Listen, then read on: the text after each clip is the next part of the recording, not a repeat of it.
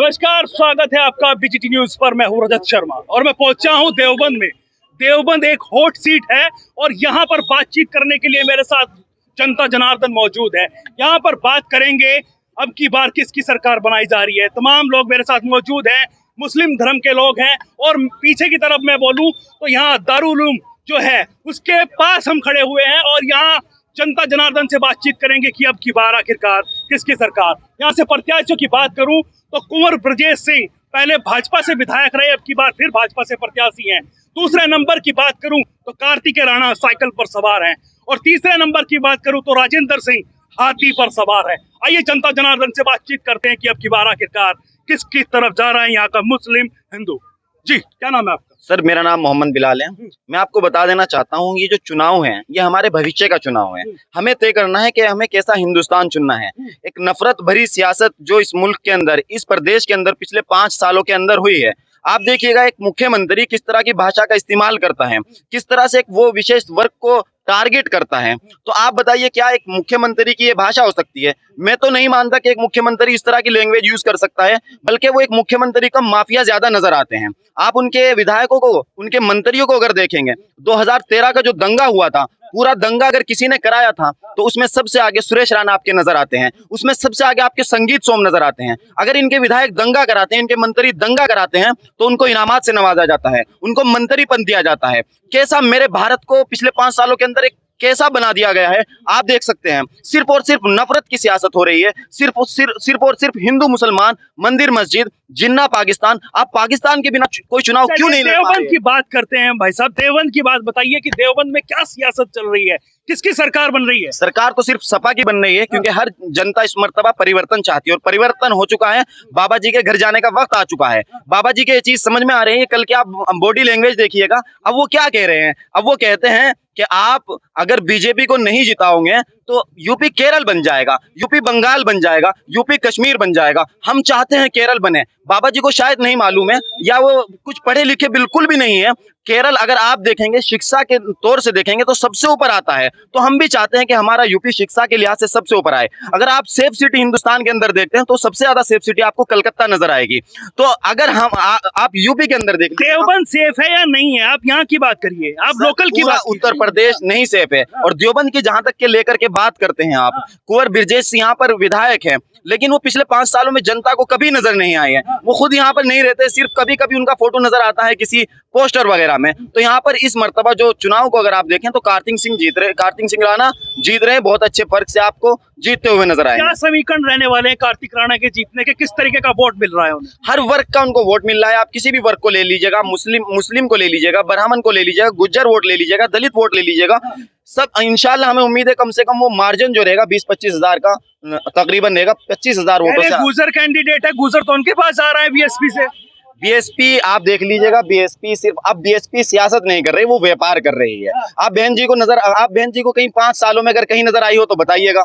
किसी भी मुद्दे को लेकर के, दलितों के ऊपर जुल्म हो रहा है, किसी मुद्दे पर अगर वो बोली हो तो बहन जी तो सिर्फ व्यापार कर रही है, वो टिकट का बेचने का व्यापार करती है। तो उनका तो कहीं नाम निशान नहीं है। जी भाई साहब, क्या नाम है आपका? करीम अहमद नाम है। करीम अहमद जी, आप किसकी तरफ जा रहे हैं, किसकी सरकार बनवाने वाले हैं? भाई सफाई आएगी इंशाल्लाह। सफाई आएगी। हाँ इंशाल्लाह साइकिल आएगी। अच्छा, पहले तो कहते थे कि माविया अली जी को टिकट होना चाहिए, लेकिन कार्तिकेय राणा को हो गया। जरूरी नहीं है। देखिए, मावे को होना चाहिए, सबका नंबर आना चाहिए। जो अच्छा काम करेगा उसके लिए होना चाहिए कम से कम। देखिए, तो मुस्लिम कैंडिडेट नहीं है वो, फिर भी वोट जा रहा है क्या? हाँ, सब जाएगा इंशाल्लाह, उन्हीं को जाएगा। उन्हीं को जा रहा है। अच्छा, क्या समीकरण है आपके हिसाब से, किस तरीके से कार्तिकेय राणा जीत रहे हैं? कम से कम 25,000 वोटों से जीतेंगे वो इंशाल्लाह। कम से कम 25? कम से कम इंशाल्लाह। चलिए जी भाई साहब, आपका क्या नाम है? मेरा नाम सिद्दीक मदनी है जी। अच्छा, आप बताइए, आप एक युवा हैं, आप किसकी सरकार चाहते हैं? समाजवादी चाहते हैं।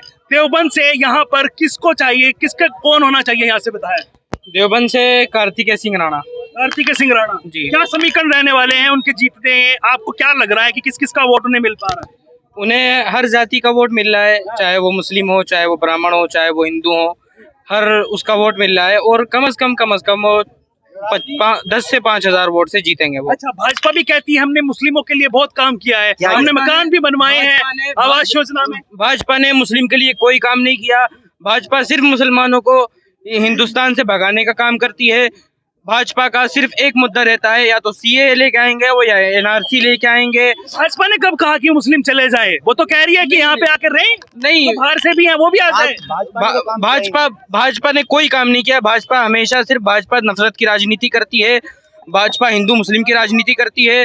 कह रहे हैं कोरोना काल में फ्री राशन दिया है, आवास योजना में मकान। मेरी बात, आप फ्री राशन तो दिया उन्होंने, मगर फ्री रोजगार कुछ नहीं दिया। यहाँ के विधायक का कहना है कि भाजपा की सरकार ने 4 लाख लोगों को नौकरी दी है। उत्तर प्रदेश में 20 करोड़ की आबादी है। 20 करोड़ की आबादी में से अगर उन्होंने 4 लाख लोगों को नौकरी दी है तो उन्होंने कोई बड़ा काम नहीं किया है। वो यहाँ कोई शिक्षा का काम नहीं कर रहे हैं, यहाँ उनका कोई शिक्षा नहीं हो रहा है और कुछ उनका कोई काम नहीं है यहाँ। लेकिन युवा तो ओबीसी को फॉलो कर रहा है, कह रहे AIM उनकी मुस्लिमों की पार्टी है, तो सपा पे क्यों, उनके पास क्यों नहीं? देखिए, अभी उनका वक्त नहीं आया है। उनका वक्त जब आएगा तब उनको वोट दिया जाएगा। अभी हमें यहाँ ये देखना है कि यहाँ से किसी तरीके से भाजपा को भगाना है।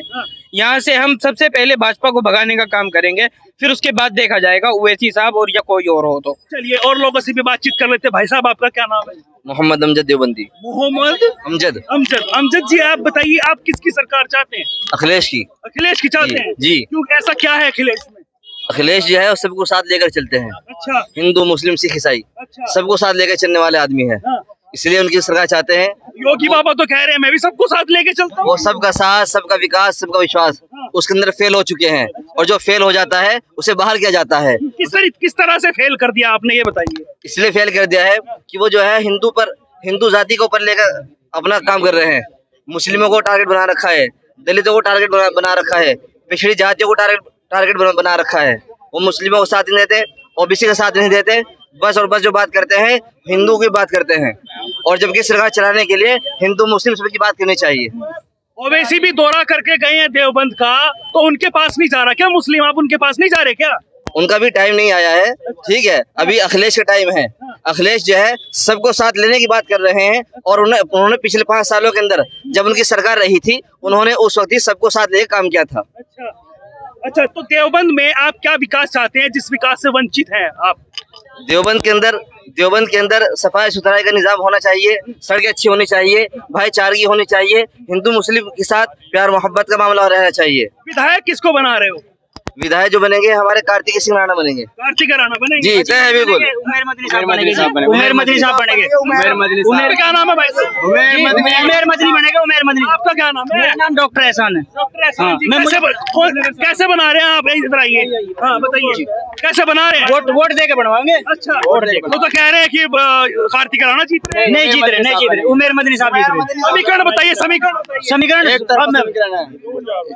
शोषित वंचित, ठीक है, मुस्लिम और बड़ी जो जातियां वे सब हमारे साथ में हैं, और हमारी जो पार्टी है संविधान के साथ में और संविधान के अंदर ही काम कर रही है, और इंशाल्लाह हमारे जो उमेर मदनी साहब का बहुत अच्छा वर्चस्व है यहाँ पर देवबंद की जमीन पे। लोग तो ये कहते हैं ना, ये तो सिर्फ मुस्लिमों की पार्टी है, और यहाँ पर तो दोनों धर्म रहते हैं ना। जुम्मन है, कुछ नहीं है, जुम्मन है सब वहाँ पर, जुम्मन है जो बता रहे हैं वो। उमेर मदनी साहब यहाँ पर सीट निकालेंगे इंशाल्लाह, और हमारी दुआ उमेर मदनी साहब। क्या समीकरण है, कैसे निकाल रहे हैं भाई साहब? नहीं निकल नहीं पाएगी, मुश्किल है। नहीं जी सीट जो है नहीं निकलेगी। सीट जो है जो सबको साथ, सबका विकास लेके चलते हैं, यानी कि सबका साथ होना चाहिए, उसमें चाहे हिंदू, चाहे मुस्लिम हो, चाहे सिख हो, चाहे ईसाई हो, वो सबको साथ लेकर चलने वाला फिलहाल एक ही दिखाई दे रहा है, भाजपा को हराने वाला सपा और कार्तिक राणा फिलहाल दिखाई दे रहा है। वही फिलहाल लोग कह रहे हैं कार्तिक राणा जीत रहा है। कार्तिक राणा नहीं जीत रहा है, कोई नहीं जीत रहा है। भाई साहब समीकरण समझाइए। समीकरण सीधा सा है, आप देखिएगा कार्तिक राणा की रैलियों को आप फॉलो कर रहे होंगे, हर वर्ग का जिस तरीके से उनको वोट मिल रहा है, तो यहाँ के लोगों ने बहुत अच्छी कुर्बानी दे रखी है, यहाँ पर हिंदुस्तान को आजाद कराने के लिए कुर्बानी दी है। यहाँ पे उमेर मदनी साहब समीकरण तो बताइए, किसका वोट मिल रहा है? मुस्लिम वो तो कह रहे हैं 4-5 हजार वोट है, उनका वोट मिल रहा है, सबका वोट मिल रहा है। सही है ना? एक तरफ वोट पड़ेगा, हिंदू मुस्लिम का वोट नहीं मिल रहा, सिर्फ अखिलेश पे वोट जाएगा सब। अखिलेश पे जाएगा। नहीं, अखिलेश यादव पे जाएगा। क्यों जाएगा अखिलेश यादव पे? नहीं, क्यों जाएगा अखिलेश यादव पे? क्यों जाएगा अखिलेश यादव पे? जाएगा अखिलेश पे, इंशाल्लाह अखिलेश पे वोट जाएगा सब। अखिलेश यादव को 5 साल हो गए, आज तक अपना मुस्लिम नाम नहीं लिया, ठीक है, आज तक 5 साल हो गए मुस्लिम नाम नहीं लिया अखिलेश यादव ने। नानार से वो बोले हिजाब का मुद्दा है, आज तक नहीं बोल पाए। घर में नानारसी पे बोले हैं वो, छुट्टी मार ली पार्लियामेंट से। अगर असदुद्दीन ओवैसी साहब पार्लियामेंट में नहीं हो तो एनआरसी का पता भी नहीं लगता क्या है। सर बात बिल्कुल, अगर आप ये बात करते हो पे कौन बोला? आप बात सुन लीजिएगा। उवैसी साहब बोले ना, किस दलाल पे कौन बोला? उवैसी साहब बोले ना, CAA पे कौन बोला? उवैसी साहब बोले ना, राबिया पे कौन बोला? उवैसी साहब बोले ना, हैं? सब पे बोल रहे ना। अगर मुस्लिम इश्यूज की बात है, मुस्लिम इश्यूज पे कौन बोलता है, तो ओवैसी के अलावा कोई भी सेकुलर पार्टी मुस्लिम इश्यूज के अलावा बोलते हुए नजर नहीं आती। लेकिन अगर मेरा घर जला हुआ है, बात तो सुनिए, अगर मेरा घर जला हुआ है और उसमें आग लगी हुई है, तो पहले मैं अपने घर की आग को बुझाने की कोशिश करूंगा, पहले मैं उस आग को बुझाने की कोशिश करूंगा। ये चीज बाद में देखूंगा किसने लगाई है आग।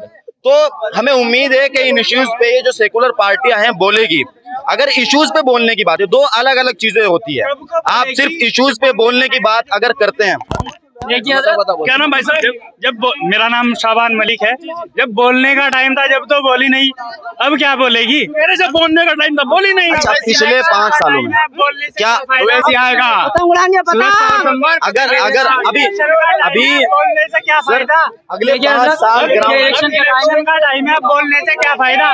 जब ये मुद्दा उठा था तब तो बोले नहीं, तब तो मुंह छिपा के घर पे बैठे हुए थे वो। मुंह छुपा के घर पे अगर 5 साल ग्राउंड पे रहकर काम करते हैं तो 2027 में वोट मांगिएगा। अभी जितने लोग शोर मचा रहे हैं, मैं उनसे एक सवाल करना चाहता हूं, सिर्फ छोटा सा।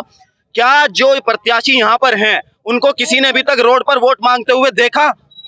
क्या उन्होंने पिछले 5 सालों में कितने लोगों से मुलाकात की, कितने मजलूमों से बात की? घर घर जाके वोट मांग रहे हैं, घर घर जा रहे हैं, घर घर जा रहे हैं। ग्राउंड रियलिटी आप चेक कीजिए, ग्राउंड रियलिटी चेक कीजिए। एक आदमी आता है अचानक से और उसको एमआईएम टिकट दे देती है। अभी तक तो उस पार्टी को किस तरीके से वोट किया जाए जो पार्टी अभी कैंडिडेट ही देख करके नहीं उतार रही है। आप यहाँ पर लोगों से मिलिएगा और लोगों के इश्यूज पे बात कीजिएगा और उनसे पूछिएगा कि क्या उमैर मदनी को कोई जानता भी है या नहीं है। क्या पिछले 5 सालों में उमैर मदनी ने किसी इश्यूज पे बात भी की है? अब ऐसा उमैर मदनी को जानता है कोई? मना कर रहे हैं क्या उन्होंने? सब जानते, हम भी बहुत जानते हैं। देखिए, हमारा भी ताल्लुक यहाँ से नहीं है, हम आसाम से आते हैं, लेकिन जो है असदुद्दीन ओवैसी और MIM की एक मोहब्बत जो वो संविधान को लेकर चलते हैं, तमाम लोगों को जो यहाँ से आते हैं उनसे बातचीत करते हैं। रैली करते हुए उमैर मदनी वो एक नेक अच्छे पत्रकार आदमी है। देखिए, ये जो लोग यहाँ पे बोल रहे हैं, इनको कुछ मालूम नहीं है, हवाई तीर छोड़ रहे हैं।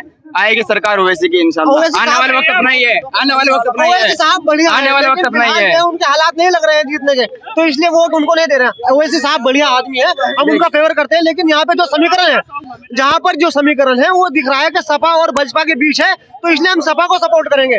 क्योंकि सपा का फिलहाल गुज्जर बिरादरी भी है, मुस्लिम बिरादरी भी पूरा जा रहा है, और भी बिरादरी के लोग, ठाकुर भी लोग उनको वोट दे रहे हैं। और जो बिरजेश से नाराज है लोग, गनखंडी वगैरह और दूसरे गाँव में, तो वो भी वोट जो है सपा को दे रहे हैं। इसलिए जो है समीकरण सपा और भाजपा के बीच में है। इसलिए हम भाजपा को नकारने के लिए सपा को वोट देंगे, जबकि ओवैसी भी हमारे ही आदमी है। हम जो है सपा को वोट देंगे, क्योंकि सपा के लिए फिलहाल हो रहा है कि वो सपा जो है निकल जाएगी, इंशाल्लाह सीट निकालेगी 100%।